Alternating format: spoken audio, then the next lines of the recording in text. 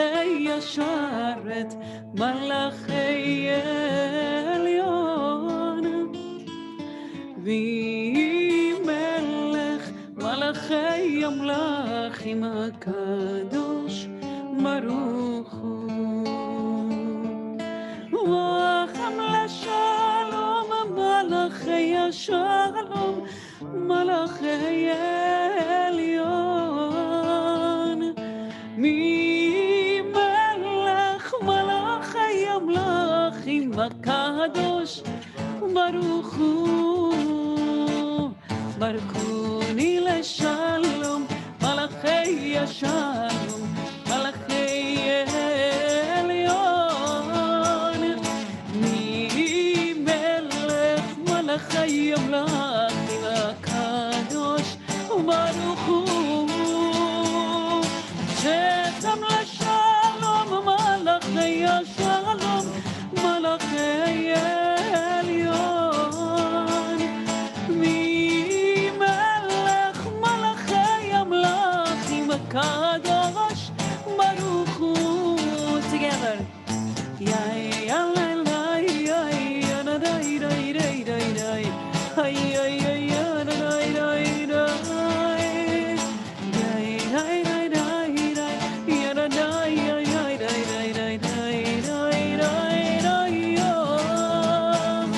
שתם לשלום מלאכי השלום, מלאכי עליון, ממלך מלאכי המלאכים הקדוש ברוך הוא.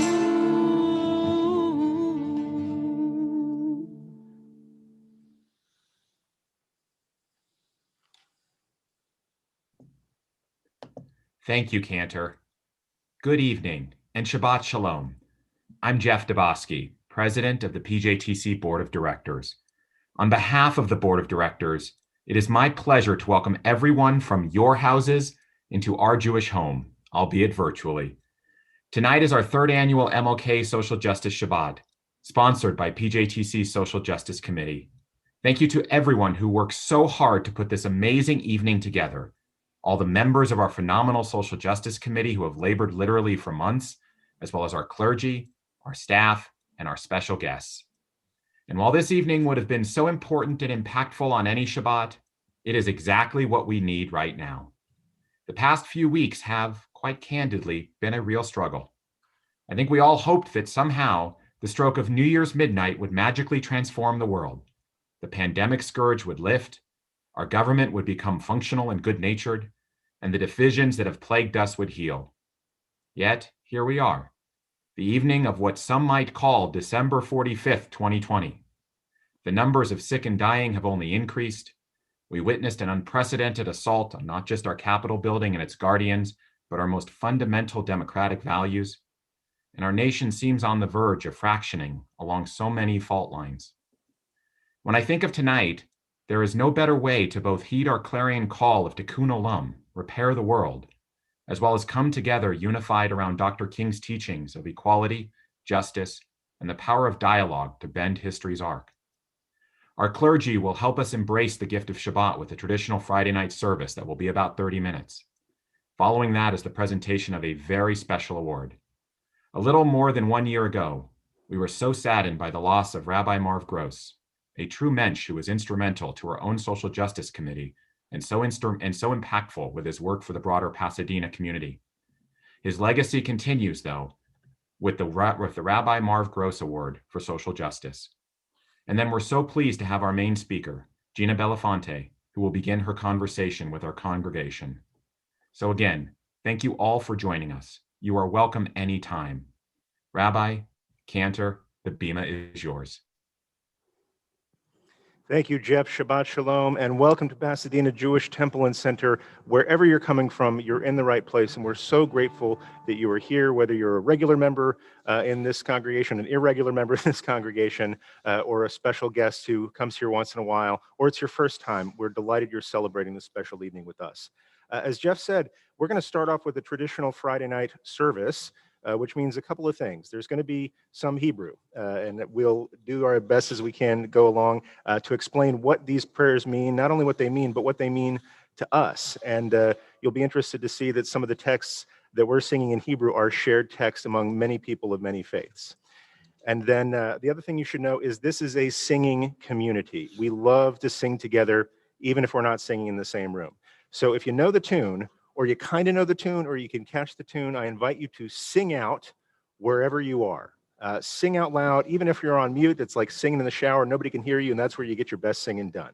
So we're going to start, as we usually do, with a blessing over the lighting of candles. One way we do Shabbat, as we are working our way out of the week, letting go, having some rest, appreciating the world as it is so we can get to important work of improving the world tomorrow.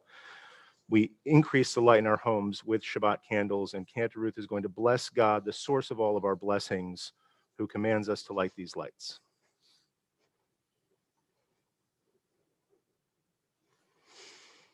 If you're able to take a deep breath and bring the light of rest to the light of Shabbat, the light of the angels that will accompany us through the next 25 hours, you may do so in your own house.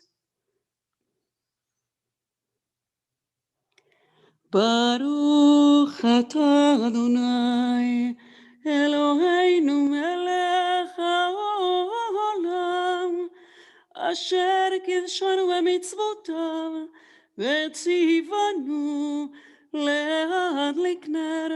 להדליק נר של שבת.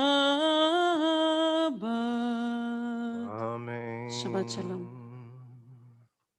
One of our traditional songs for Friday night is a song called Lacha Dodi. It means "Come, my beloved." And it's not a song you'd sing at a wedding exactly, but it's a way our sages decide to welcome in Shabbat in the spirit of love, in the spirit of adoration. We talk about the Sabbath as a queen or as a bride approaching the wedding canopy. That's the dignity that we pay not only to a distant monarch, but to an intimate friend. And so we're going to sing Lacha Dodi. It's on a page that's page 21 in a prayer book that we're using. If you don't have one of these prayer books, we have a link to it to download in Zoom in PDF form, or you can just listen and sing along if you like. We're going to start on page 21 with Lacha Dodi.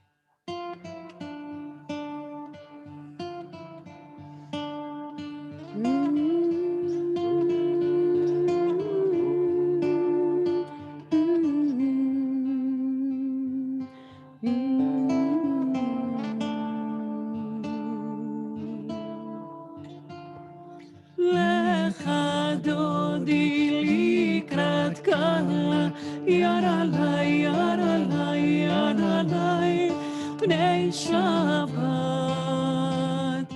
נקבלה. לך דודי לקראת קלה, יד עליי, יד עליי, יד עליי, פני שבת נקבלה. שמור וזכור בדיבור אחד, השמיענו אל המיוחד. אדוני אחד ושמו אחד, לשם ולתפארת ולתהילה.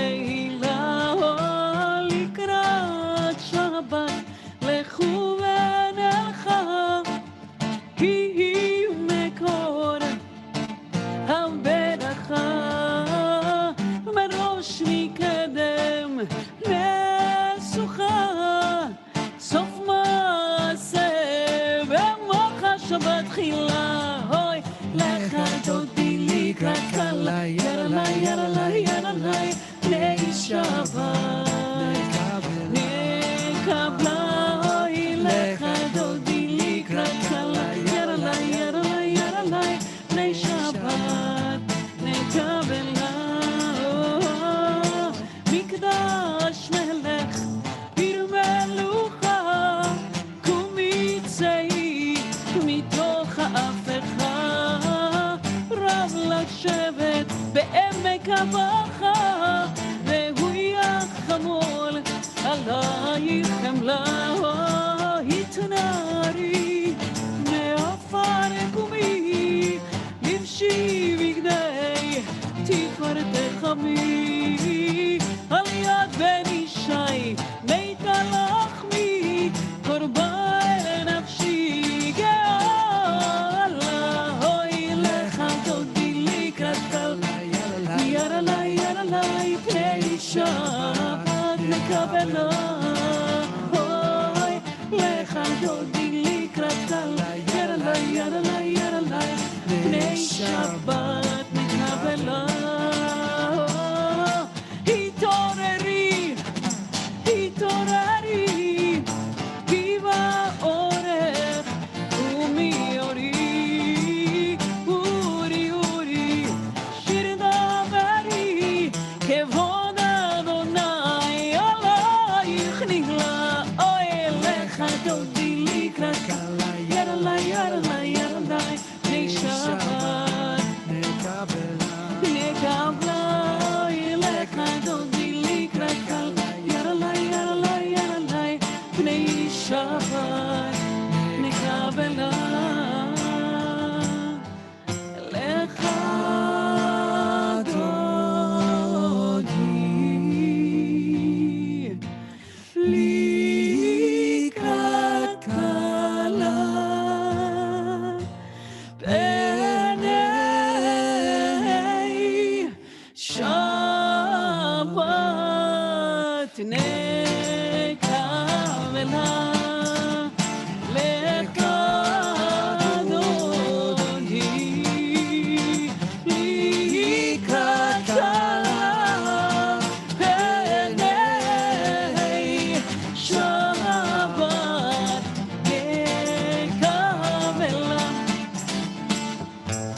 לא תבושי ולא תקלבי מה תשתוכחי ומה תמי בך יחסו עניי עמי ונבנתה עיר הרגילה והיולים שיסה שועסייך ורחקו כל ובלייך יסיס עלייך אלוהייך ימסוס חתן על קלה אוי לך דודי לקראת קלה פני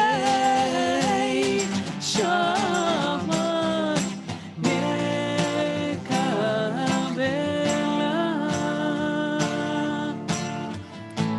ימין ושמאל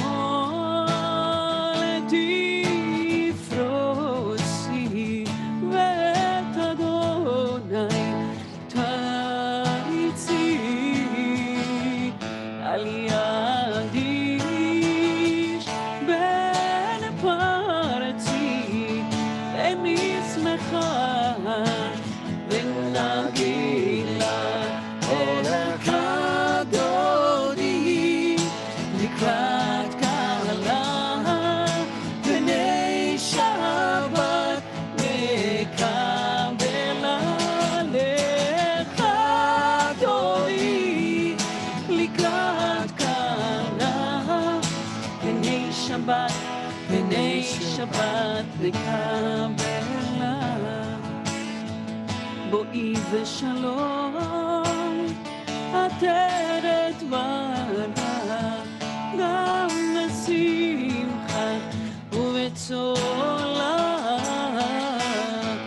תוך אמוני המסגולה בואי חלה לך דודי לקראת קלה פני שבת נקבלה לך דודי לקראת קלה פני שבת נקבלה together לך דודי לקראת קלה פני שבת נקבלה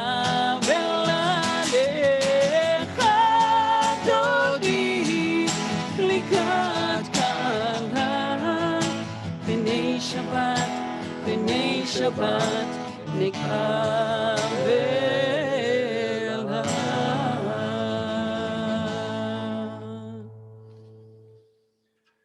All right, if that song made you get up on your feet, you may be seated. We got to rest a little bit because we got a lot of praying to do. As I said before, we use song as a way to lift us up out of the week, out of whatever's pulling us down. And this is the final rung on our ladder for this part of the service. This is a special psalm that was dedicated, if you're familiar with the book of Psalms, from our poet, some say rock star King David. He's designated this psalm, Psalm 92, as the special psalm for Shabbat. And we have it in our book on page 23. But any book you have that has Psalm 92, it's right in there. This is a song for Shabbat. It's good to acclaim Adonai, to affirm God's love each morning and faithfulness each night.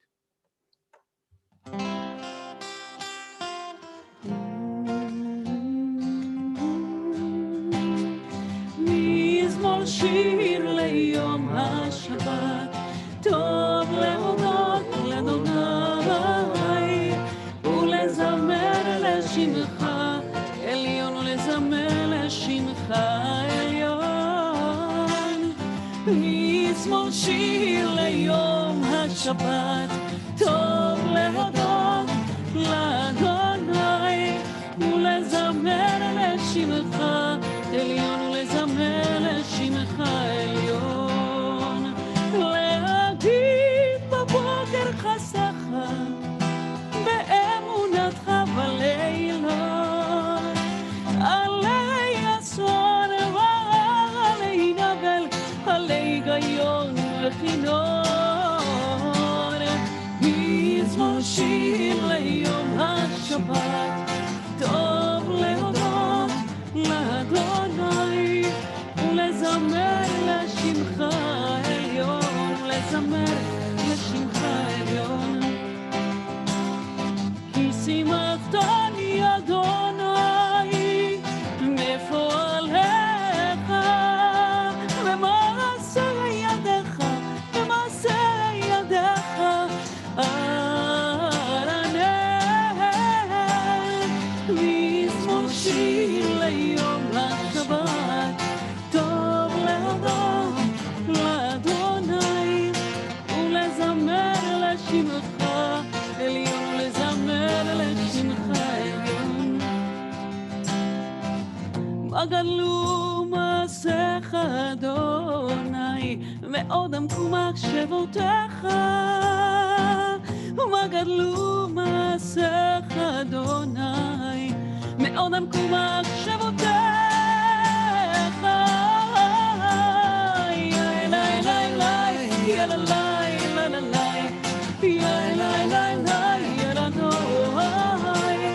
יא אלי אלי אלי, יא אלי, יא אלי, יא אלי. מזמור שיר ליום השבת, טוב להודות לאדוני ולזמר לשמך עליון, ולזמר לשמך עליון, ולזמר לשמך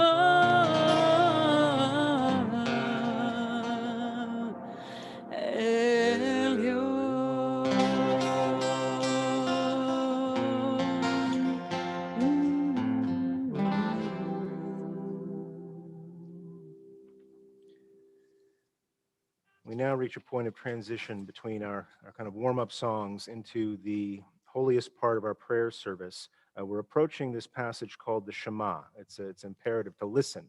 And it's God telling us in the book of Deuteronomy, listen up, Israel, listen up, you who strive with the divine and the human. Our God is unity. And before that, we bless God for God's great light. We bless God for God's great love. After that, we bless God as a redeemer. And we bless God who helps us lie down at night in peace. We start all this with the Baruch Hu, which is a call to prayer. Baruch Hu is the third person imperative of the word to bless. So it's like y'all bless, but it's a call that everybody can bless God. And so it's our custom to rise for this prayer. The Baruch Hu is on page 28. ברכו את אדוני המבורך.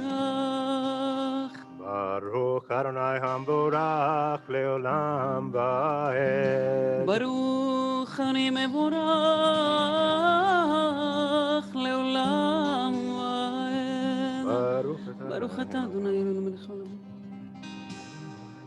ומעביר יום ומעביר לילה, ומבדיל בין יום ובין לילה, אדוני צבאות שמו.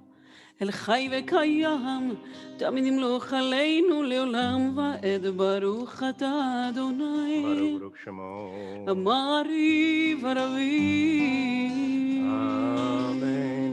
If you're standing, you may be seated. I want to make a quick note. Our good friend Sean is doing us a favor of putting wonderful translations of our prayers into the chat. So if you haven't noticed that already and you want to follow along, that's a great resource for you. We now move from blessing God's light to God's constant love. Ahavat Olam on page 29. Page 29. אהבת עולם בית ישראל עמך, אהבת תורה ומצוות חוקים ומשפטים אותנו לימדת על כן אדוני אלוהינו.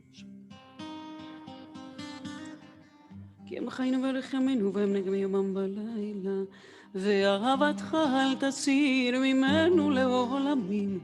ברוך אתה אדוני, אוהב עמו ישראל. Amen. שמע ישראל, אדוני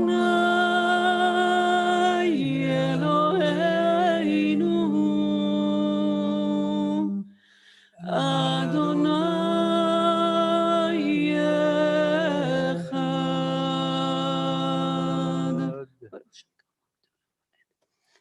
ואהבת את אדוני אלוהיך בכל לבבך ובכל נפשך ובכל מאודיך, והיו הדברים האלה אשר אנוכי מצווך היום על לבביך, ושיננתם לבניך ודיברת בם בשבתך בביתך ובלכתך בדרך ובשוכבך ובקומך, וקשרתם לאות על ידיך והיו לטוטפות בין עיניך, וכתבתם על מזוזות ביתך ובשעריך. והם שמות. Continue at your own pace at the bottom of page 30. From Deuteronomy 11, if you earnestly heed these mitzvot, you will have a life of blessing. We continue at the top of page 31, page 31. Vayomer Adonai el Moshe lemor, daber el bnei Yisrael, ve'amarta alehem, v'asu lahem tzitzit, al kanfei vigdehem, zorotam v'nanu, al tzitzit hakanaf, batil techelet, v'haya lachem, letzitzit, uritem oto, uzchartem, et kol mitzvot Adonai, v'asitem otam, ולא תטורו אחרי לבבכם ואחרי עיניכם, אשר אתם זונים אחריכם, למען תזכרו ועשיתם כל מצוותיי, והייתם קדושים לאלוהיכם. אני אדוני אלוהיכם, אשר הוצאתי אתכם מארץ מצרים להיות לכם אלוהים. אני אדוני אלוהיכם. אדוני אלוהיכם אמת. Move on to page 32. This blessing after the Shema, we bless God's redemptive nature all the time, that God has saved us and remembered us in times of hardship. In doing that, we quote this famous passage, the song at the sea.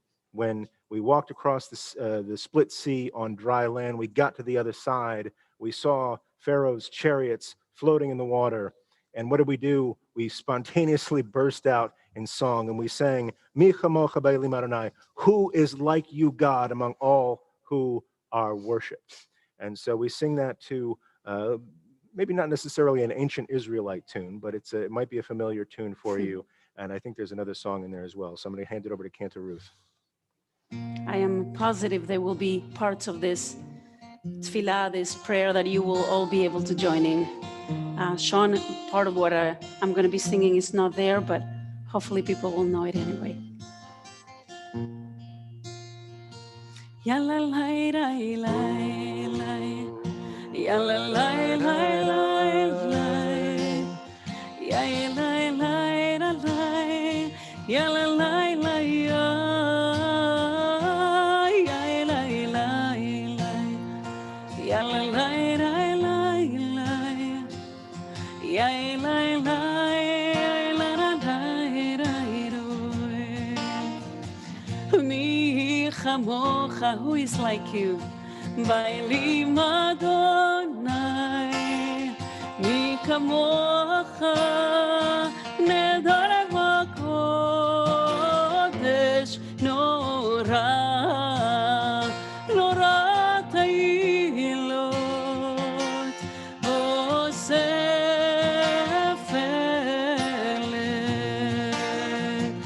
malchutecha,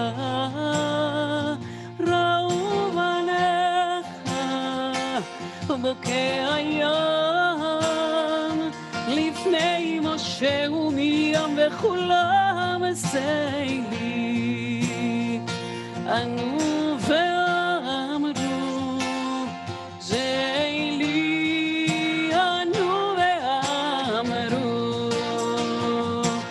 אדוני ימלוך לעולם לעולם ועד אדוני ימלוך לעולם ועד. May the words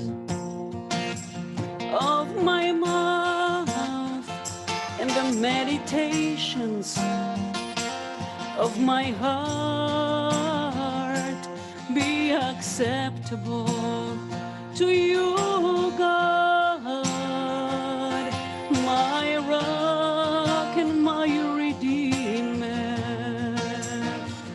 Oh Lord, prepare me to be a sanctuary, pure and holy, tried and true. With thanksgiving, I'll be a living sanctuary for you. Together. Yalla lay lay lay lay. Yalla lay lay lay lay. Yalla lay lay lay. Yalla lay lay oh. Yalla lay lay lay. Yalla lay lay lay. Yalla lay. Yalla lay lay. ונאמר כי פדה אדוני את יעקב וביעלם חזק ממנו. ברוך אתה אדוני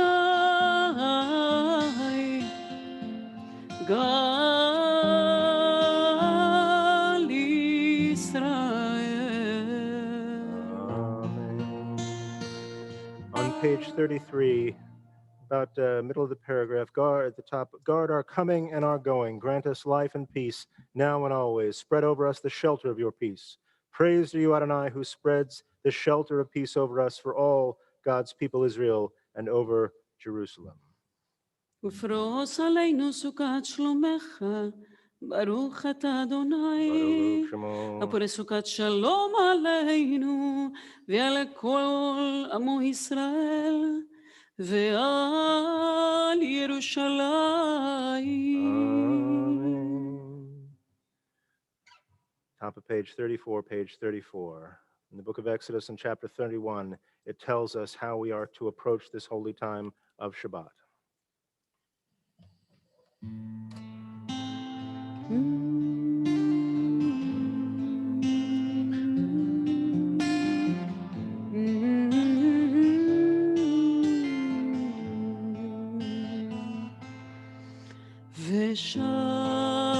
ושמרו בני ישראל את השבת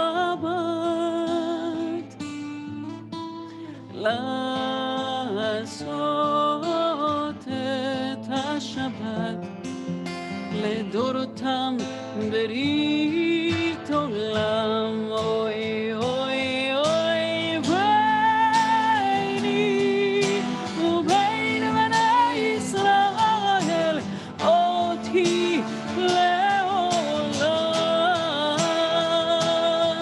כי ששת ימים עשה אדוני את השמיים ואת הארץ, וביום השביעי שבת וינפש.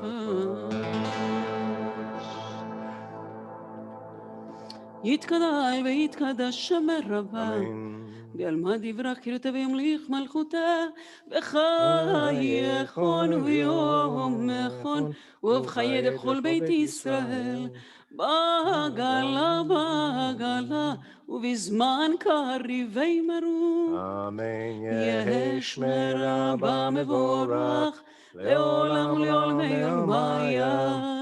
יתברך. יתברך וישתבח ויתפאר ויתרומם ויתנשא ויתהדר ויתעלה ויתעלה לשמי הקדושה בריחו. לילה מן כל ברכתה ושירתה תושבחתה ונחמתה דמירן ועלמה וימרו. Amen. This is a moment in our service where we pause for private meditation. We're going to take a few moments. And if you want to sit, if you want to stand, if you want to see the words of our tradition, they're on page 35b is where they start. But whatever prayer you have in your heart, whatever you're praying for, whomever you're praying to, this is the moment to put that. And we're going to get back together in just a couple of moments.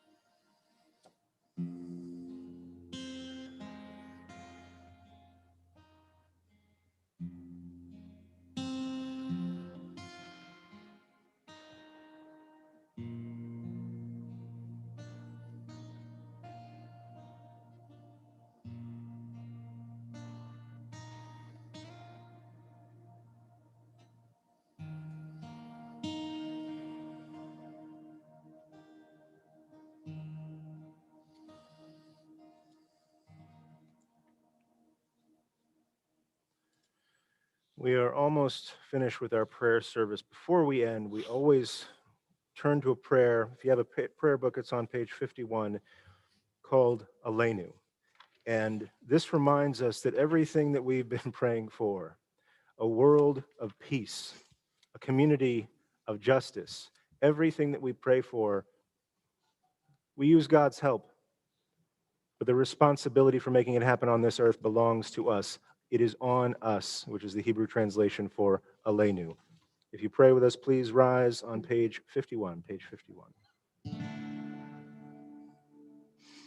עלינו לשבח לאדון הכל, לתת גדולה ליוצר בראשית, שלא עשנו כגויי הארצות, ולא שמנו כמשפחות האדמה, שלא שם חלקנו כהם, וגור עלינו ככל המונם, ואנחנו קוראים ומשתחווים ומודים לפני מלך מלכי המלכים, הקדוש ברוך הוא שהוא נוטה שמיים ויוסר את זה.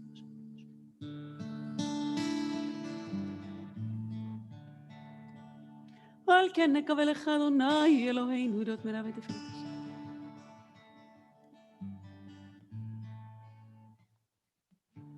כי המלכות שלך היא, ולעולמי תמלוך בכבוד, ככתוב בתורתך, אדוני ימלוך לעולם ועד.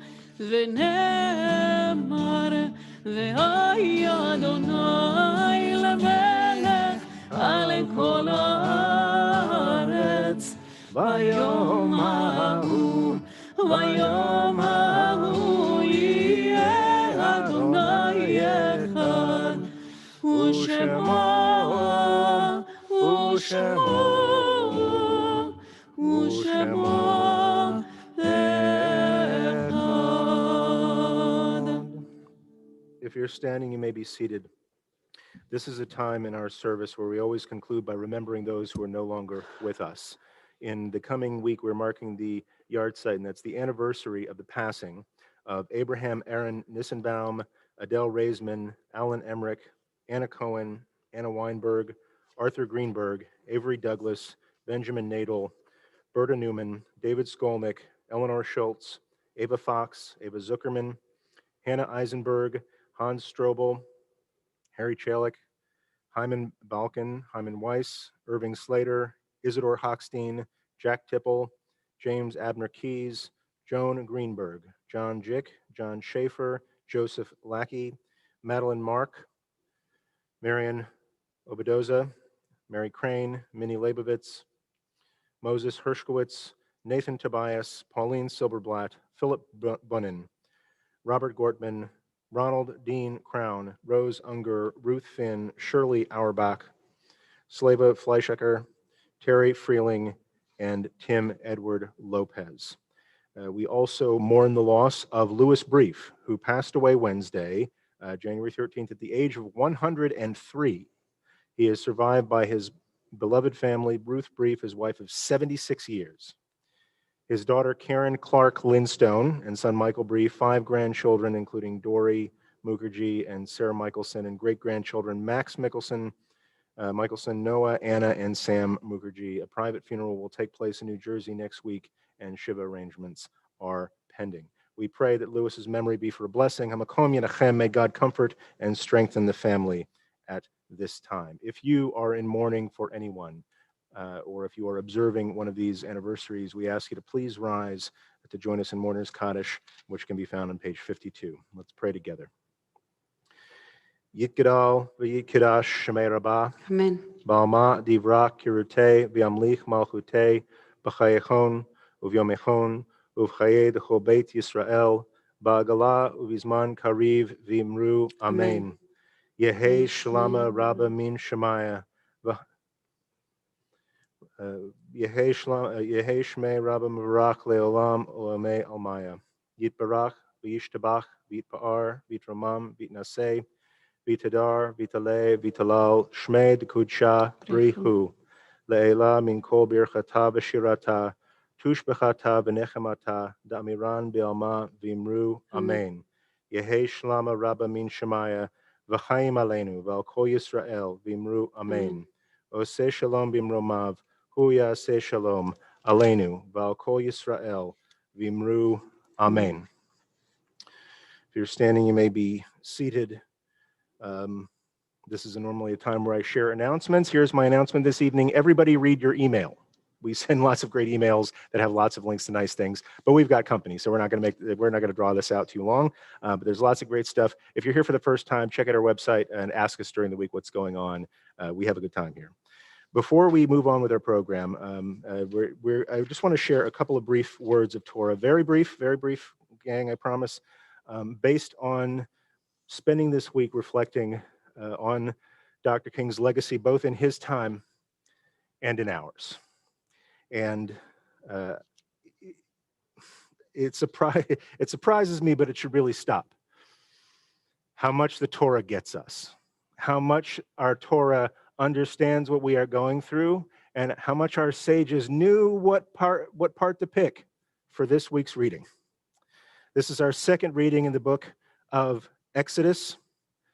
When last we saw Moses, he was among his people not as a prince, but as a slave. His people hated Pharaoh, but it's possible they hated Moses more because he had spoken up and he had drawn Pharaoh's condemnation, and Pharaoh doubled their labors. Pharaoh made their lives harder. And they didn't curse Pharaoh, they cursed Moses.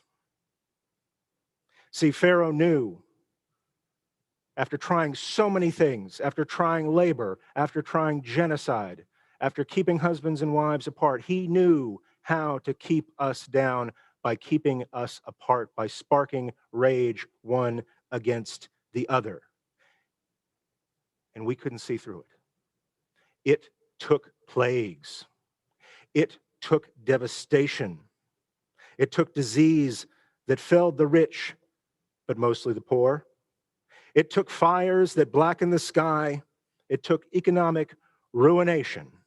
But then Pharaoh and us also, we knew who we were dealing with. And once again, God calls to Moses and says, I need you to speak up. But Moses hesitates. It says in Exodus chapter 6, verse 10, the Lord spoke to Moses saying, go and tell Pharaoh, king of Egypt, to let the Israelites depart from his land. But Moses appealed to the Lord, saying, the Israelites would not listen to me. Then how should Pharaoh heed me, a man of impeded speech? See, Moses wasn't comfortable in how he spoke. And God had heard this excuse before by the burning bush. God was ready for this and told him then and tells him now, your brother will go with you. My question is, if God knew, and I'm pretty sure God did, that Moses could not speak, why did God pick Moses? Because God needed us to see that he needed his brother. If you cannot speak, lean on your brother. If your sister cannot speak, or Pharaoh cannot hear her, speak for your sister. And when your brother cannot breathe, fill up your lungs and cry out. Cry out till heaven can hear you. Cry out till even though generations have passed without justice, the guardian of Israel will hear you. Is it possible that the guardian of Israel could not hear you before? The guardian of Israel neither slumbers nor sleeps. The guardian of Israel does not tarry, but maybe, just maybe, the guardian of Israel is waiting for you to cry out for your brother. God sees our pain. And at once, God prays, I believe, for our unity. And one bit of caution before I close. We cannot divide our way to unity.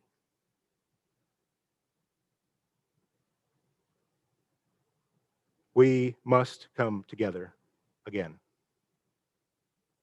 We don't have to forget everything that has happened to us. Unity without justice is not unity. But we cannot continue to divide our way to unity any more than we can bind our way to freedom, any more than we can shoot our way to peace or hide our way to find the light. But if we are willing to speak for our brother, we can find the light. We can make our way to freedom, and we can find unity. We will strive to the door of the beloved community. And I just want to ask a favor. If you get there before me, hold the door. If I get there before you, I will hold the door for you, because we all fit. But once we're inside, we have to admit that we need each other. Thank you so much for joining us here at Pasadena Jewish Temple and Center. We're going to continue with our program, but first, just like many cultures have a bread and wine thing, we have a bread and wine thing. We sanctify this Shabbat day with a blessing over wine and a blessing with bread that I'm going to ask us to switch camera to a prettier view than my curtain. Cantor Ruth and I are going to lead you in Kiddush.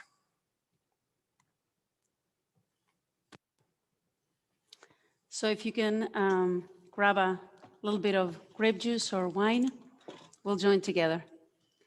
ויהי ערב ויהי בוקר יום השישי, ויחולו השמיים והארץ, וכל צבאם, ויחל אלוהים ביום השביעי, מלאכתו אשר עשה, וישפוט ביום השביעי, מכל מלאכתו אשר עשה. ויברך אלוהים את יום השביעי, ויקדש אותו, כי בו שבת מכל מלאכתו, אשר ברא אלוהים לעשות. Together.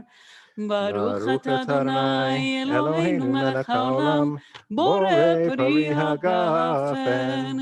ברוך אתה אדוני אלוהינו מלך העולם, אשר קידשנו במצוותיו ורצה ושבת קודשו באהבה וברצון הנחילנו, זיכרון למעשה בראשית, כי הוא יום תחילה למקראי קודש, זכר ליציאת מצרים.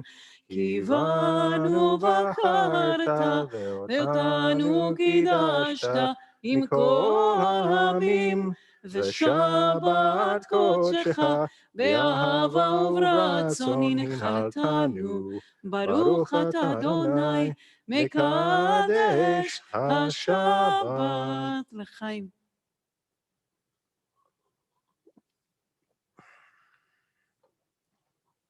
I'm going to wash my hands very quickly before we break bread.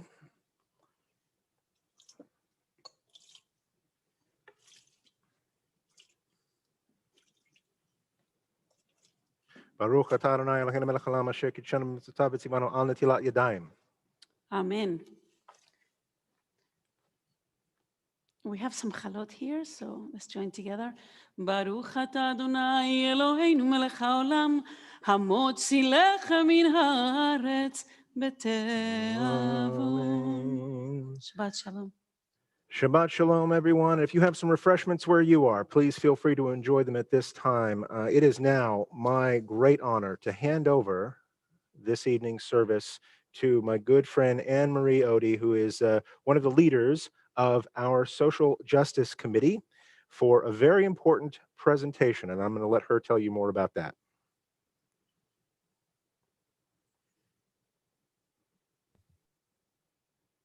Shabbat shalom, everybody. On behalf of the Social Justice Committee of Pasadena Jewish Temple and Center, I'm very, very glad to greet both our congregants and our guests this evening. We are going to continue the evening with a special presentation with Gina Belafonte, but before that, we are going to have also our first annual presentation of the Rabbi Marvin Gross Social Justice Award. As it was mentioned, I'm a member of the Leadership Committee of the Social Justice Committee. There are 4 of us in the Leadership Committee, many of us in the larger one, but it took 4 of us to even try to fill the shoes and the soul and the position of Rabbi Marvin Gross, our founding chair, and a man who created so much of what is good at our temple, and especially with our Social Justice Committee. We lost him in such an untimely way a little bit more than a year ago. And truly, as the events of this last year have unfolded, I asked myself every day, what would Marv think? And also, what would Marv be doing? I have a feeling that despite all the restrictions of society and of current health issues, he would be running out the door to go to vigils, to go to Black Lives Matter demonstrations, to go anywhere where he would be needed and where he could make a change. That is very, very much the legacy that he left us. You will now be seeing a video compiled by our member, Sean Paper, Then we will hear from our good friend, Alan Edson, the president of the Pasadena chapter of the NAACP, and then from Marv's daughter, Tara Raghunathan, Tara Rangarajan, who will be presenting the award to our congregants who have won again the first annual Marvin Gross Social Justice Award. Thank you very much.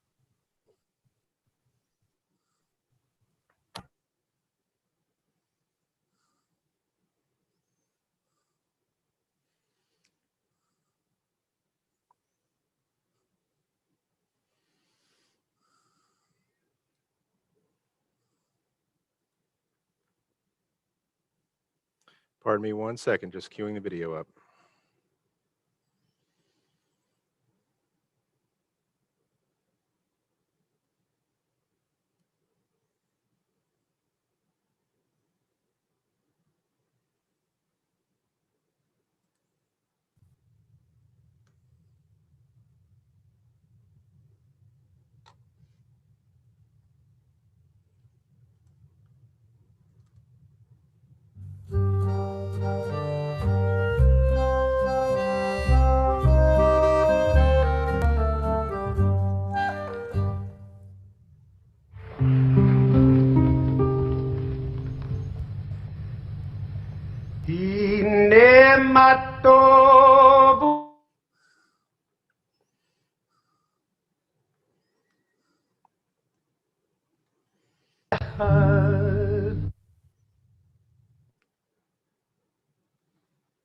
Please forgive me, everybody. This worked a second ago, and we're going to get it going in just a moment.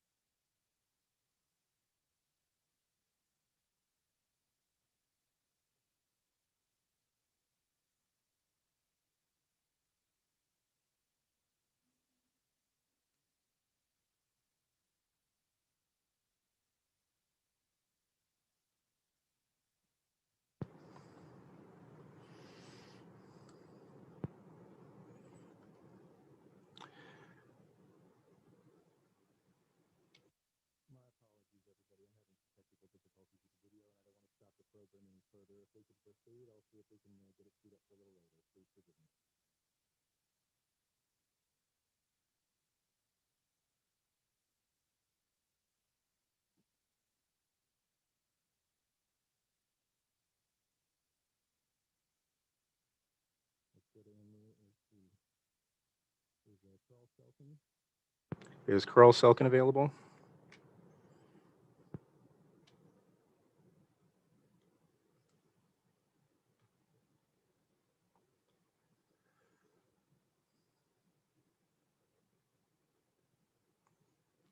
Can you hear me okay?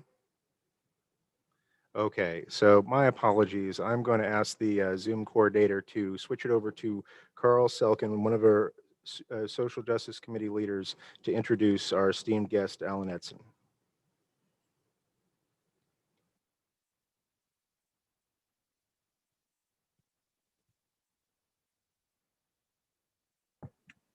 Okay, thank you very much. So I think in the next round of clergy training, there's going to be a Zoom component in rabbinical school.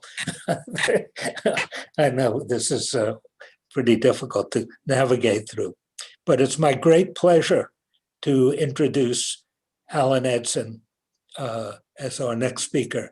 Alan is the president of the Pasadena chapter of the NAACP. The NAACP has been a leader, if not the leader, in fighting racism and the effects of racism in the United States since 1909. And Alan has been a frequent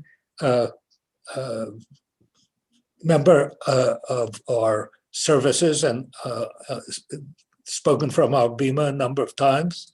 I had the pleasure of meeting him for the first time at an award at a ceremony where the NAACP was recognizing Rabbi Gross. So this is a wonderful opportunity, wonderful conjunction of events. I'd just like to say that I know that one thing that the NAACP is doing right now is trying to mobilize the community, especially the African American community, but all of our neighbors and friends, to pay attention to the pandemic and to the opportunities for vaccination. So I hope that we can all work together to overcome this terrible plague. And I would like to introduce Alan at this point and thank him very much for participating in this event this evening.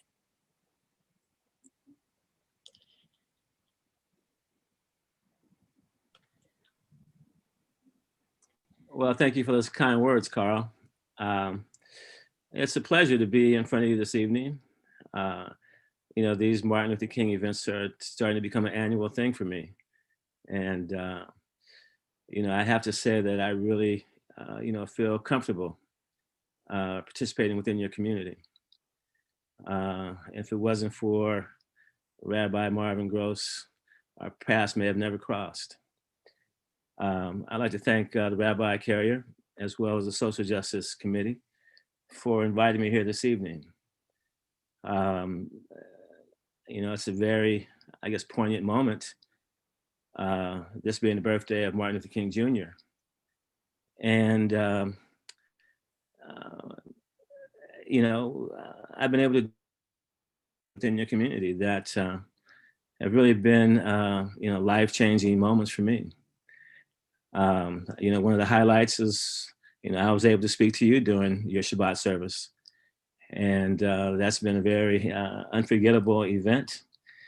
And, you know, after I, you know, finished that talk that evening, the rabbi, you know, let me take home one of your Shabbat and festival prayer books.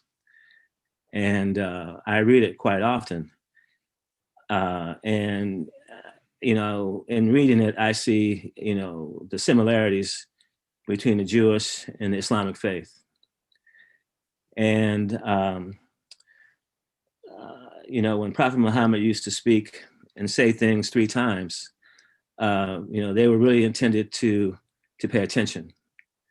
And tonight, the rabbi said the word unity 3 times. And, this is what this is really about, is for us to be unified force together. Me helping you and you helping me. And so, again, I am just so, blessed and fortunate to be in front of you this evening. As Carl mentioned, the branch is working to get our location into a vaccination site. Just like many things in social injustice, medical care has been, something where African Americans and Latinos, usually get their service last.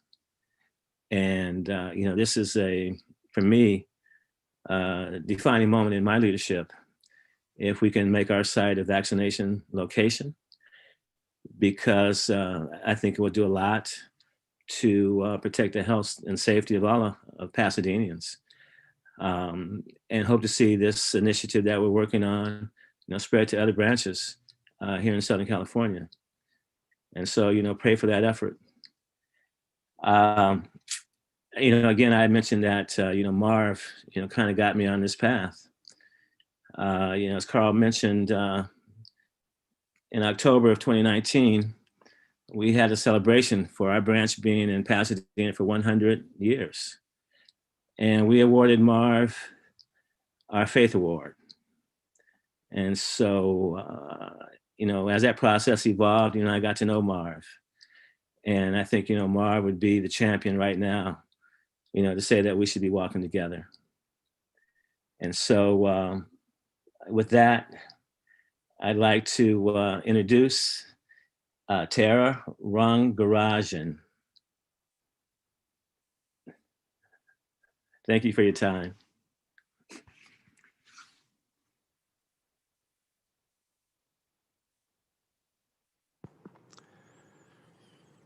And I'm going to go to Becky.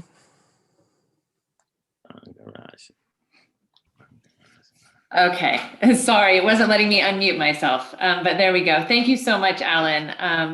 I really appreciate those comments, and you've made so many heartwarming comments about our dad, Marv, on so many occasions. It's really an honor for us to hear you talk about him in the way that you have, and certainly one of the highlights for him was the award that he was given by the Pasadena NAACP just a month before his passing at the end of 2019.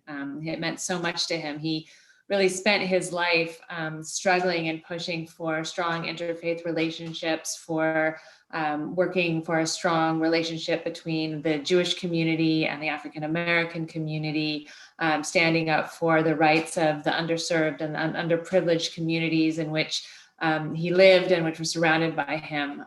That was the community that he dedicated his life to as the executive director of the Union Station, where he fought to increase opportunities for the homeless community in Pasadena and really growing that institution to what it is today.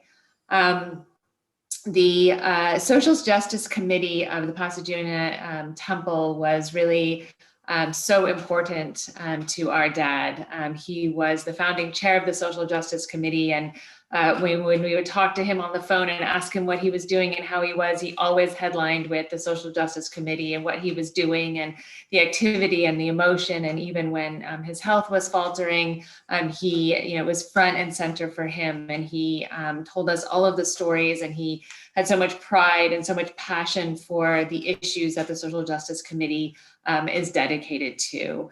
So it's really an honor for us that you have established this award. And it's our privilege to be able to announce tonight the winners of the first Marv Gross Social Justice Committee, the first Social Justice Award.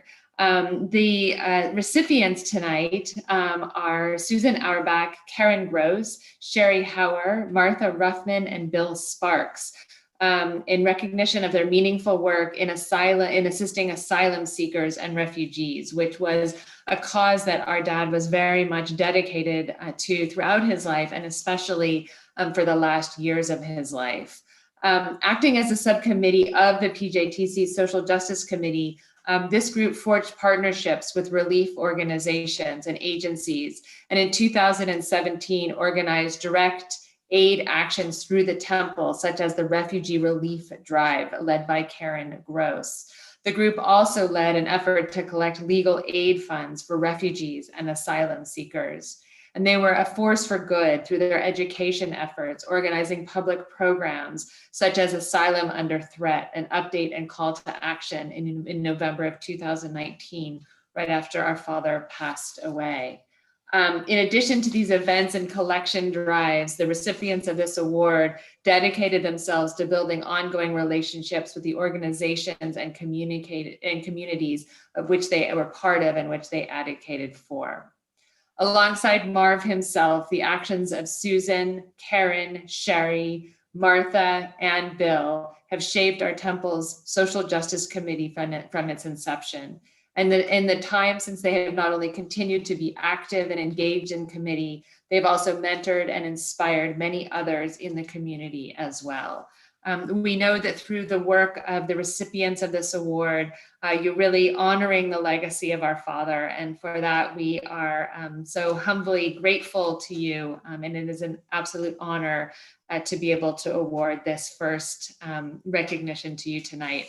So with that, let me pass the mic over to Sherry on behalf of the group to accept tonight's award.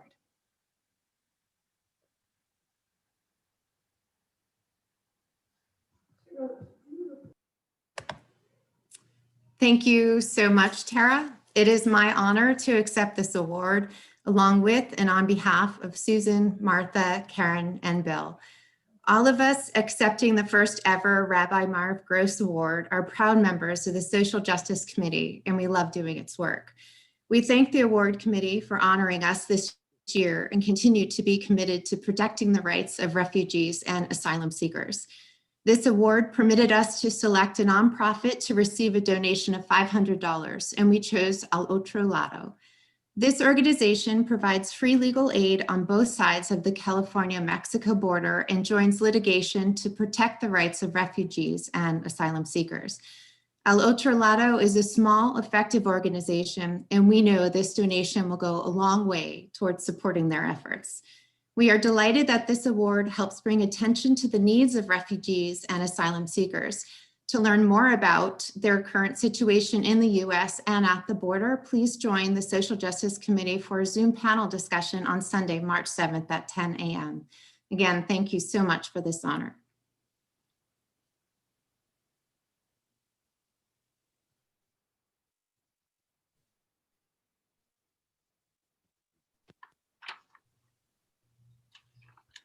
Shabbat Shalom. Thank you everyone for attending our annual Social Justice Shabbat, honoring the legacy of the Reverend Dr. Martin Luther King. Legacy comes from the Latin legatus, which means persons sent on a mission. While it has come to mean a gift passed down from generation to generation, I think tonight we should consider Dr. King's legacy as our mission.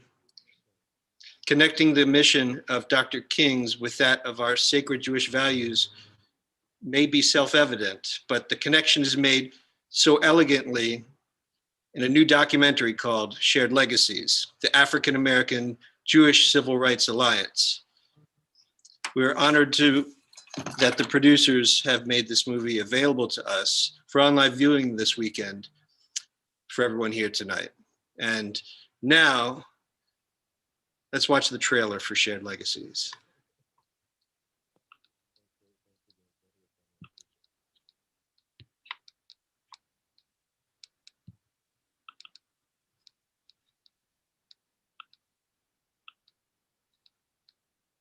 Desktop. Share.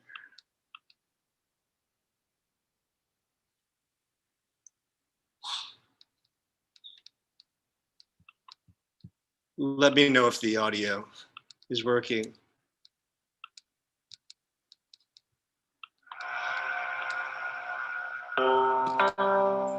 There's an African proverb that says if the lions don't tell their stories, the hunters will get all the credit. I'm telling you the story now because you're young lions and lionesses.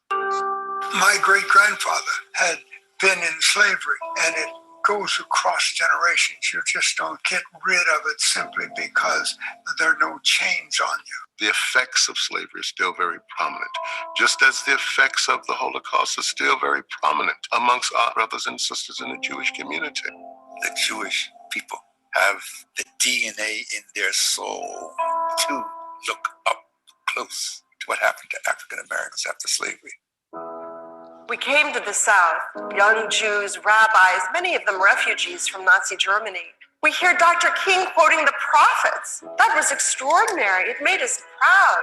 Rabbi Abraham Joshua Heschel said, "The future of America will depend on how it responds to Dr. King." It was the work that Dr. King had spoken for, fairness, equality against anti-Semitism, and sort of freedom for Soviet Jews. A large Jewish presence in the civil rights movement was evident almost from the beginning. Well, Stan Levinson and Harry Wachtel, the lawyers were working with Dr. King. They were advisors, marchers, fundraisers. They were in the thick of things. Many Jewish students Worked all across the South. And I will never, ever forget 3 young men, Edmund Goodman, Micah Scherner, and James Shaney. Birmingham is Birmingham. We all know the Exodus is the central narrative of our redemption. And here is a modern situation. Shall we do nothing? We could not have gotten anywhere had not Protestants, Catholics, and Jews showed up from all over the world. Rabbi Yaakov Prince spoke immediately before Dr. King.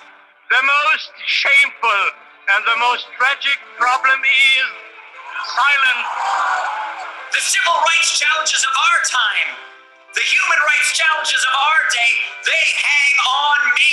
They hang on you. They hang on who? They hang on us. We all need to get together to find out the bigger picture. Those who have been stepped upon have to lead the way. It's all about our humanity. And if we don't figure out a way truly to work together, we'll just be like hamsters on a wheel. The systemic oppression and issues will just continue. There are too many people living in fear. Your Rabbi Hersher and Martin Luther King Jr. were here today. I think they would be saying, we need to pull together the generation yet unborn. The soul of America is at stake.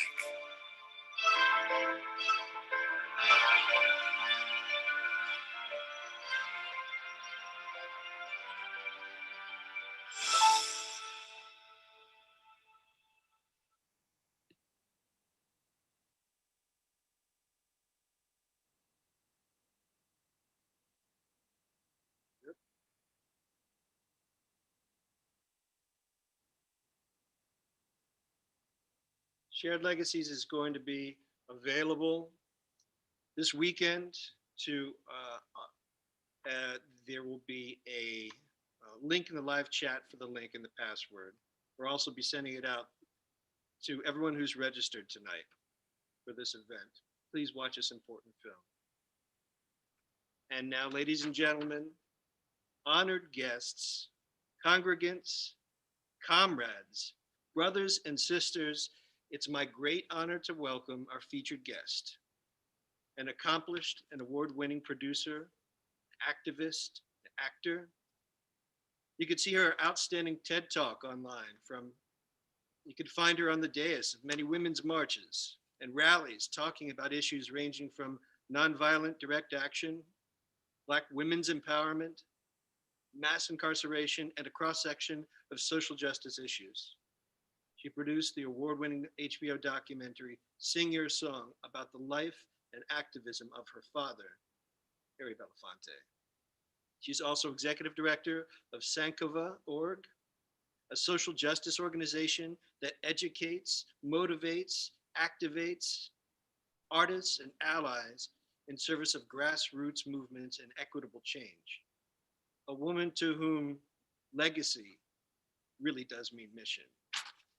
Ladies and gentlemen, Gina Belafonte.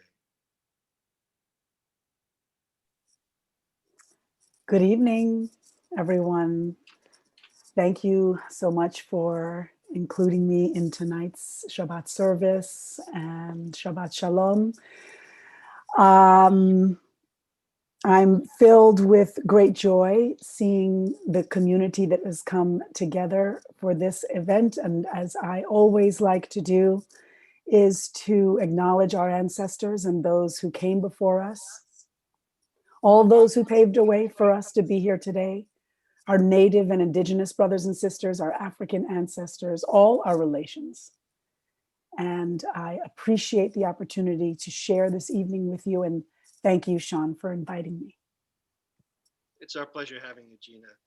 Now, I know you were young, very, very young, when Dr. King would frequent your apartment in New York growing up. But yeah. Do you have any memories of him that you could share? I do. They're very mundane, really, because at the time, as you can imagine, it wasn't so extraordinary. He was a friend of the family. He was like an uncle, I guess, for the brief time that I did have him in my life. I just remember his smile. I remember how gentle he was. He was a true practitioner of nonviolence and a student of nonviolence, not just in the obvious ways we saw him lead and guide us through the concepts and philosophy and ideals of nonviolence, but he was a very tender person and always was, as I recall, which it's very faint, but I just remember his warmth. So what does the Martin Luther King Day mean to you? Well,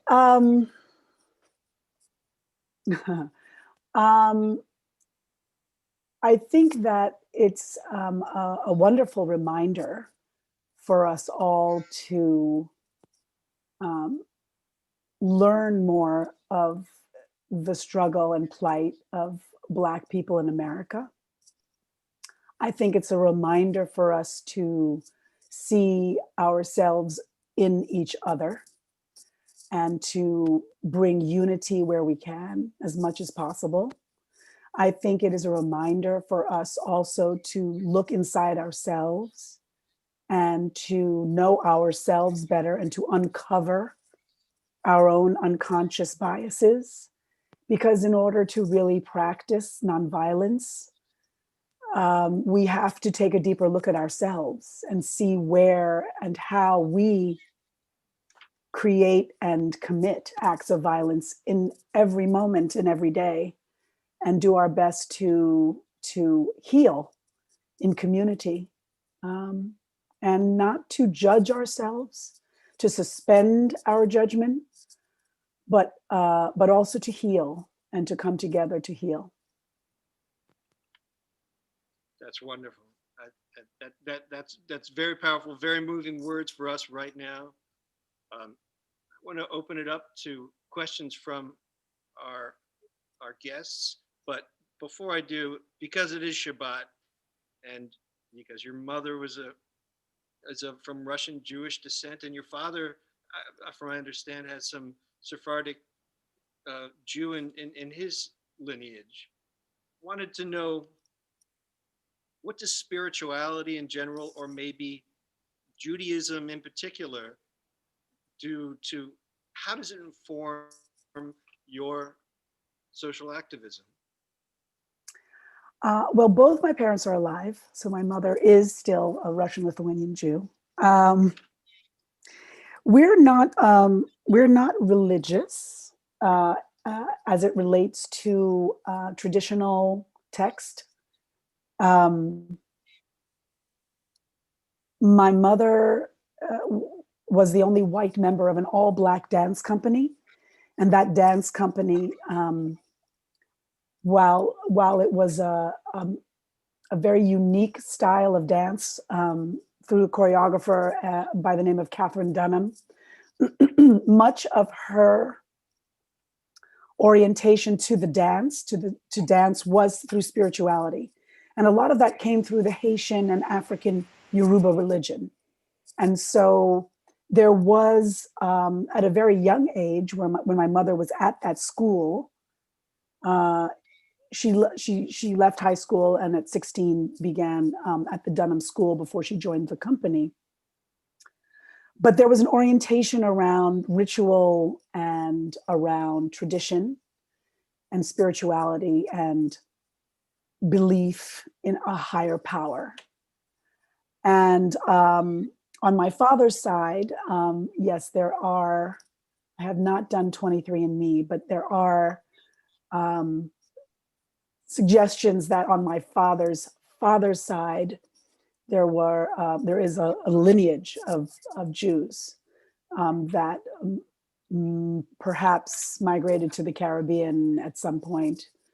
And, but I think on my father's side, his mother was a devout Catholic to the point of, I think my father's had a bout with spirituality and religion. He went to a Catholic school when he was on the island of Jamaica. Though born in New York City in Harlem, he grew up in his early years on the island of Jamaica and then came back for high school, dropped out of high school, and then went into the service. But I will tell you that when he befriended Dr. King, and in their relationship to one another, he often asked Dr. King, they often had these conversations because my father didn't believe in God. At least that's what he would say. I don't believe in God. And they would debate this issue within my father. I think my father has wrestled with his belief, and I think that he has, in his later years, come to the conclusion that there is in fact a higher power. What we call it, what it looks like, is still up for grabs as far as he is concerned. And I wish I could remember, there's a very interesting and funny quote actually in their conversation that Dr. King has around faith. And when I remember it, I'll let you know, and then you can let everyone else know. But spirituality to me is extremely important. I believe that there is a higher power, and I think that power is deeply connected to my accountability in the world and to my responsibility to the world and to my community and to my family. And I believe in prayer. I believe in meditation. So I do believe, but again, I'm not of any traditional religious faith. And so while I can find in scripture, in the Torah, in the Quran, in the Bible, in many different texts written by man, that there are in fact jewels to be sourced in order to engage in a concept of spirituality. It seems that it's what you're describing sounds like a shorthand for a way to us to have a vocabulary of unity. And yes, and I not only unity, but I think that we there's a vibration in prayer. There's a vibration in meditation. When Rabbi Heschel came back from the March on Selma with Dr. King, he said that he was praying through his knees. He was praying through walking. Yes, And I absolutely. often think that when I am in concert with other people, stepping out for a cause, for walking, going to a rally of or a vigil, or a Black Lives Matter protest, and and this summer we've seemed to have a lot of occasions to do that. It's certainly felt at times holy to me. Yes, I think that there is, when people come together, when large groups of people come together with a shared agenda and shared values, there is a holiness to that. There is a sacredness to that. And I'm hopeful that we don't have to find ways in which to come together around the issues that condemn and plague so many of our disenfranchised communities. I'm hopeful that we can march in the streets because we want to march in joy and we want to share love, and not necessarily a need for us to come together around the issues of police brutality or gun violence, but that we want to celebrate in the streets, and we want to let that celebration be seen and to be heard. That brings me to something that's hard for me to wrestle with sometimes, and I know that you've not only in knowing Dr. King, but you've practiced Kingian nonviolence. Yes. And I think about what happened in the Capitol on January 6th, and we just celebrated Hanukkah just weeks before, which Hanukkah means dedication, where the Jewish temple was defiled, and it took Judah Maccabee to a warrior to come and liberate. And I look at this temple, the symbol of greatest symbol of democracy, was defiled, and I hear you saying joy and compassion, and I'm trying to, and I'm wrestling myself with the idea of nonviolent reaction and how effective nonviolent reaction is to something of that nature. What do you say to people who are as frustrated and that pent up frustration turns into anger and resentment? How do you turn that into joy and compassion in the beloved community that Dr. King spoke about? Well, I think one of the things is because I often in the African American community, we often have these conversations because the sale of guns rose quite a bit this past year.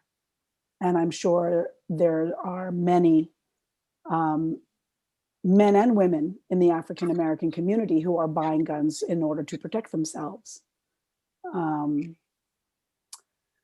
There's so many unintended consequences as it relates to gun violence that, of course, as you know, I don't want to go into and mention, but of course, if you're going to resort to the use of guns to protect yourself, I just pray, and I use my words carefully, that you are very skilled in how not only you use it, but that it is worth the investment. I am not an advocate for violence at all in any shape or form. I believe that what we saw and what we see, I'm hopeful that it is a last gasp of a dying breed. And of course, within this group, we can see a lot of shared legacy between the African American community and the Jewish community. White supremacy is also not just a domestic issue, it's an international and global issue. But I think as it relates to nonviolence, it's very important to learn the tactics and the strategies and how it works, because nonviolence is not passive. It is not passive. It's quite active, and resistance comes in many shapes and forms. And if we can find a way in which to come together and resist with joy, because our joy, especially as African American people, but I would also argue as Jewish people, is part of our process of healing and liberation. And it is important for us to show that joy out loud, out front. And so I would encourage us to find ways in which to actually come together in community and show our joy. I think that's why in many of the protests, even in the civil rights movement of the 60s, you found that there were a lot of artists that participate, and that art played a huge role in not only the resistance of the 60s, but our modern resistance and in the days of slavery. Music, it heals us. We saw tonight in this Shabbat service how music heals us through the way in which we sing our prayers. And I think that not only does music bring us great joy, but there's so many beautiful songs of protest that help heal us, that help tell our story. And so I think that's how we find joy through resistance and through peaceful protest. Well, you certainly, I know that you've been active in that, and I know your dad he brought the We Are the World campaign together. He took, grabbed Quincy Jones and said, let's all do this.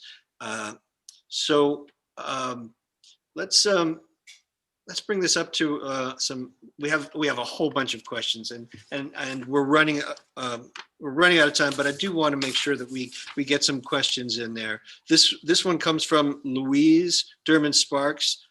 She says, given your many years of civil rights and anti-racism work, how do you understand the issues and the political dynamics that underlie the January 6th violent insurrection against the presidential election results?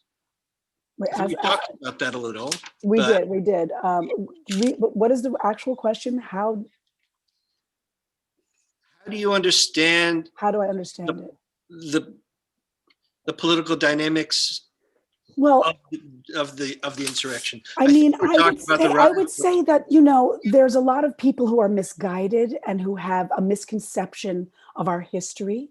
For so long, we've been taught in our schools, misinformed in our schools what the history of this country is. This history is, our country's history is founded on the genocide of brown people and stolen bodies for profit and shipped here in order to surge an economy of capitalism.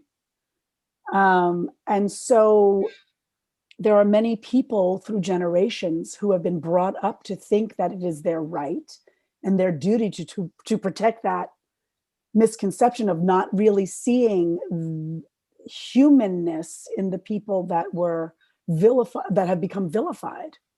And so I think that there are people who are suffering, who are misguided and ill-informed. And I, often facilitate guided meditations, and I always send a high vibration of peace to those who stand in the way of our shared liberation. Those who stand in the way of our yes. These are people who, they say you don't learn hate. You don't learn, you're not born hating, you learn it. And so, we have to find ways in which to facilitate the unlearning of hate.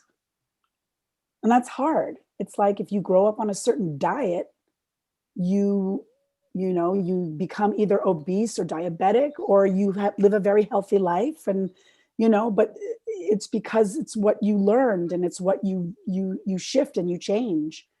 And quite yet, there's a great sector of our United States that just has been fed a diet of lies and hate. And it's going to take some time for us to continue. And I'm hopeful we see it in our lifetime. And if we don't, I'm hopeful that in our children's lifetime and in our children's lifetime, that we can help restore not only democracy, but humanity and empathy, and find ways in which for us to come together in community. Well, that leads me to the power of song. Mm-hmm. Can you tell, what is the power of song? How important is the power of song? Well, my father, he says, get them to sing your song and they'll want to know who you are. And so I think that we do have an opportunity through some music that is, often what happens in modern times is that the minute an artist who is liked by a cross section of people takes a stand around a social justice issue, half of their fan base drops off because they discover that all of a sudden the person that they've liked or worshiped even for so long, the whole time has had sentiment and ideas that are different from theirs. And I think that song, soon they'll have nothing to listen to. So I think that through song, through lyrics, through certain tonal scales, there's a tremendous amount of opportunity for healing and for us to come together and find our shared connection. I was listening. I think we're ready for another We Are the World moment. We're ready for it. Maybe, or maybe it's actually something that looks very, very different. Maybe it's not even something that's on purpose. Maybe it's something that just happens organically with people coming together and wanting to sing together and learn more deeply. That's what's inspired me so much of the protests in the recent years. I do think that there is a greater opportunity, a greater chance for spontaneity. The kids today are that much more connected. We're all connected here on Zoom, and well, I say that I think it's a dying breed, because I think our children are growing up feeling like enough already. Like I want to have fun. I want to be in joy. I don't care who you have sex with. I don't care who you want to love or who you want to marry. I don't care what color they are or what they believe, as long as they love me and I love them back. And I mean, for me and for my child, and I'm hopeful for all of your children, that you would embrace anyone who they love and who loves them back, because that is healthy. It has nothing to do whether they light candles on Friday night or whether they worship other religions. It's just about finding our humanity and being human with one another. I'm for anything that brings us together in our humanity. The world has become such a small place that I don't see that if we're pessimistic about that, then we don't have a chance. We have to be optimistic and know that our humanity in this small blue marble floating in space it doesn't reach that much farther beyond that. We've got to find that connection. As the great song says, change is going to come. I mean, if you think of the civil rights movement, and you think of what even the civil rights movement had to confront as it related to its own humanity, I mean, our LGBTQIA family was not welcome to be out during the civil rights movement. I think of Bayard Rustin. And now now we're like sharing our pronouns, you know, so that people feel comfortable addressing us as we wish to be addressed, and not just how we look, but how we feel inside. And we've come a long way in a very short time. And I think that the more we look to elevate what we celebrate, we'll come closer together and alleviate the hate. We've got somebody, Peter Dreyer says, there's nothing contradictory in supporting social justice and human rights for Palestinians or Israeli Jews or American Jews or African Americans. It's all part of the same struggle. That's right. I recently went to Palestine, and there was so much about what was happening there that reminded me, and I was in community with a young Native American person that was in our delegation, and they often had to take some time because they saw so many similarities to what happens to many of our Native American brothers and sisters on reservations, or we thought of the internment of our Asian brothers and sisters during the Second World War. I mean, we have an opportunity, I think, also. And I think that with this new administration, we have to be more vigilant because we have an opportunity to actually really make a shift and a change. I think now is our opportunity to really apply pressure and have a new sort of reconciliation, a new reconstruction period in America. And we can be the model. We can figure out our relationship to the global community in a way now that could shift the arc of justice. It's our moment. This is the time. I see someone says the NRA filed for bankruptcy today. We've got this. Don't trust it, but okay. They probably have more sales in guns than ever before, but hopefully no one is giving them any money. There is someone in your community that keeps asking if I know Brian Stevenson, and yes, I do. So I just thought I'd answer that. and it looks like we've got someone here who played with your father 30 years ago. We have Leonard Lerman here, played with your father in the Village Gate 30 years ago. Oh, beautiful. We're remembering Earl Robinson. Any other questions from the group here?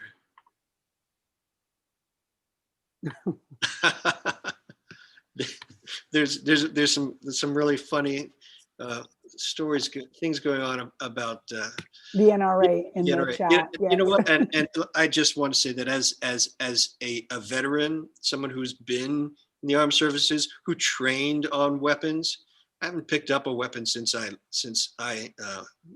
was honorably discharged from the United States Navy, and I didn't think that I hadn't ever had a cause to pick it up again. But I know that that this is an issue that is inhumane. We have to find the humanity in our the vocabulary and the pronunciation and the grammar of our Second Amendment. Well, we need to rewrite the Constitution because it still has language in there that is extremely oppressive to people of color, and Black people in particular. Well, it needs a rewrite altogether. We've got a lot of people agreeing over here. Well, I'd like to close this out with a reminder for everybody to see the documentary that Gina is in, the Shared Legacies documentary that we will have available up here. It's so important. It talks about the connection between the Jewish and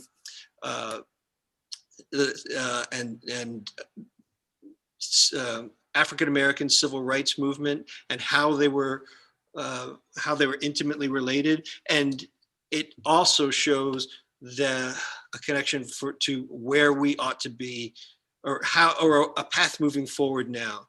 So before I close with a video in Unity, I'd like to ask you one final thing, Gina, because you were so involved with boots on the ground, grassroots, and you and your father have known tactically how to keep a movement going. What can you say to the young members of our audience tonight who are motivated and activated and want a tactical manual to change the world? Well, I see your son sitting next to you. Hi. This is Tess. He's part of the reason why I'm here tonight. And I would say that to young people, first and foremost, to know, as it relates to social justice activism, that the passion you may have inside, there are so many places that you can engage that passion. I highly, highly recommend young people to direct their energies in understanding that there is a history that precedes them, and that many of the people that participated not only in the civil rights movement, but in the Second World War, during slavery, all through all social movements, all social justice movements, whether it was the women's movement or the gay rights movement, whatever movement it was, young people were a huge part of it. Many of the people during the civil rights movement were from SNCC, which was the Student Nonviolent Coordinating Committee. These were people that were as young as 15 years old. I think we have some people who are members of SNCC here. There you go. And that we as elders in the community need to be reminded over and over again to lean into listening, that you have a space and a place at our table, and that we want to hear from you, because soon enough you will be taking care of us, and you will be us, and we were you at one time. And so I just, please, if you are inclined to be involved or engaged in anything that you feel you want to stand up for, do it. It's such an overwhelming, great feeling to be of service. And whether it is to be of service in the arts or to be of service with any kind of in-kind service, like if you go and mow someone's lawn, or if you help get someone groceries, or if you hand out turkeys during Thanksgiving, or if you write letters to your city councilman, or your governor, or your state assembly, or there's so many different ways in which young people can be absolutely at the table and involved. And I think what I say to all people who are interested in being involved is really take a look in the mirror and ask yourself, what am I good at? What am I good at, and what brings me joy? And how can I combine those two things to be of service to those who are in need? And then that way, the experience of being of service can also bring you joy. I think that's our closer right there. My goodness. Thank you very much, Gina. It's been an honor having you. We're going to have the rabbi will come back in a moment. We're going to try to show one more video, short video, on theme tonight, and then we'll say goodnight. Peace and blessings to everyone.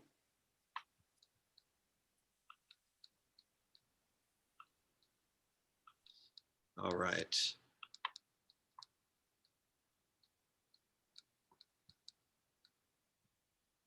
The desktop on? Share this one.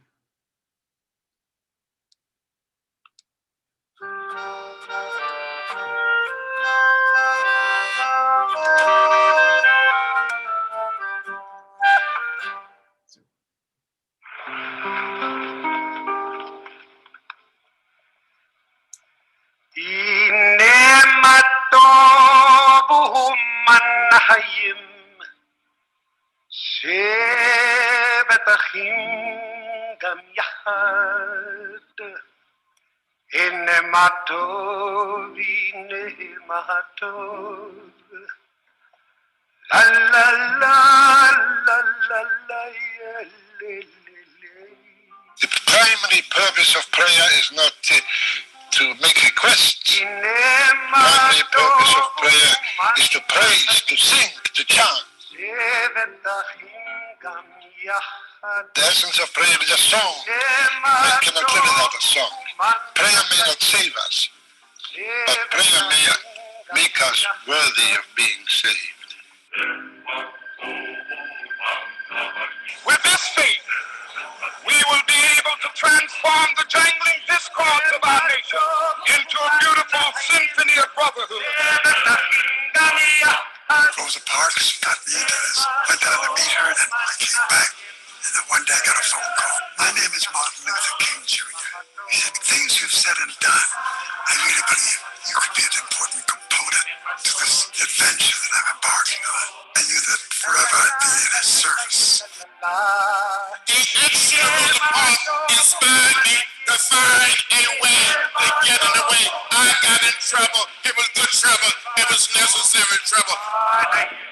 In a free society, some are guilty, all are responsible. Whatever affects one directly affects all indirectly for some strange reason. Everybody, I would like to live a long life. But I'm not concerned about that now. I just want to do God's will. And He's allowed me to go and I've seen the promised land. I may not get there with it, but I want you to know tonight that we as a people will get to the promised land. So I'm happy tonight. I'm not worried about anything. I'm not fearing anything. My eyes have seen the glory of the coming Lord.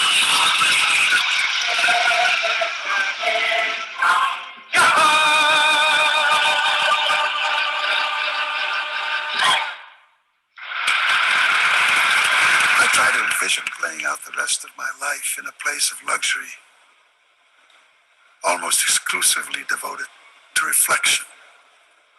But somewhere in this moment, my soul, all that I've felt, all that I've experienced, commanded me to ask, what do you do now?